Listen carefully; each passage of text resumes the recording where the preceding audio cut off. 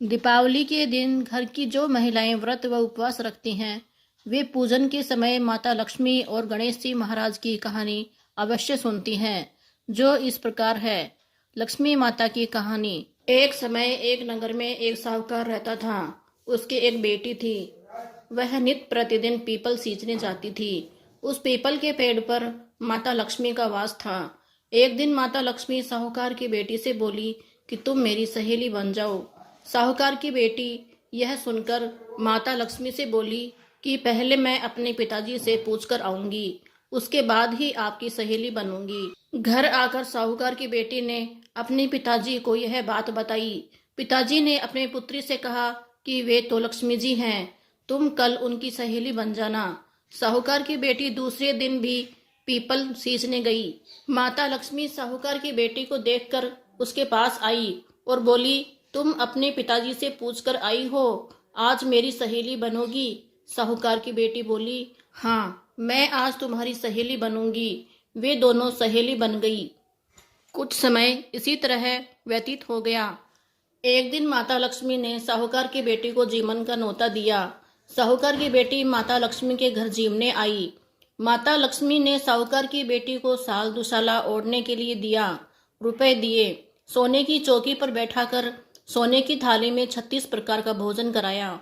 साहूकार की बेटी जीम कर वापस जाने लगी तो लक्ष्मी जी ने उसका हाथ पकड़ लिया और कहा, मैं भी तुम्हारे घर जीमने आऊंगी। साहूकार की बेटी बोली, हाँ हाँ, जरूर आना। वह घर जाकर उदास होकर बैठ गई। साहूकार अपनी पुत्री के पास गया और बोला, बेटी, तुम तो सहेली के घर जीमने गई थी, फिर उदास क्यों बैठी हो? साहूकार की बेटी बोली, पिताजी, लक्ष्मी जी ने मुझसे कहा है कि वे भी हमारे घर जीमने आएंगी, लेकिन हमारे घर में तो कुछ भी नहीं है। उन्होंने तो मुझे इतना दिया, सोने की चौकी पर बैठाकर सोने की थाली में अनेक प्रकार के भोजन कराए, मैं उन्हें कैसे जिमाऊंगी?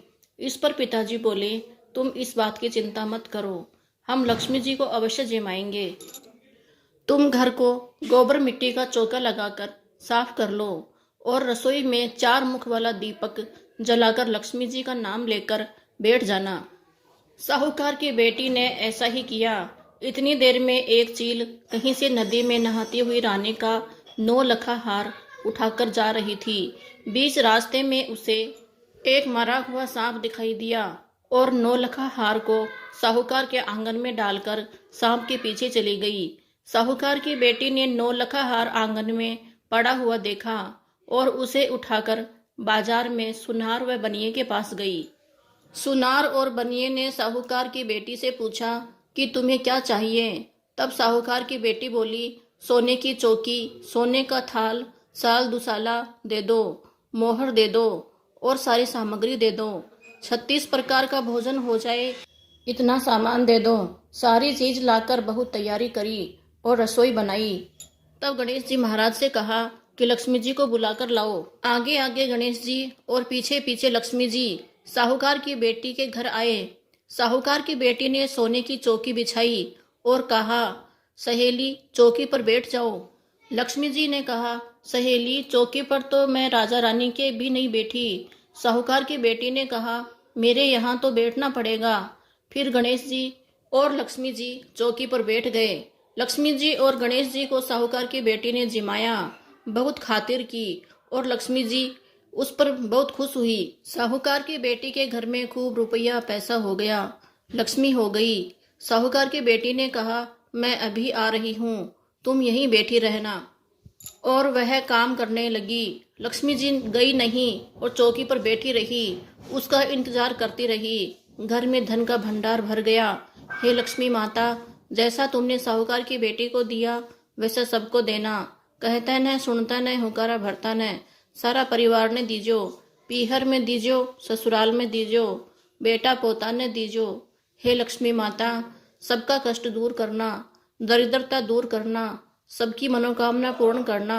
बोलो गणेश जी महाराज की जय, लक्ष्मी माता की जय। इसके बाद गणेश जी महाराज की कथा सुने, जो कि हमारे डिस्क्रिप्शन में दी गई है, या फिर चैनल को सब्सक्राइब करके चैनल में जाएं।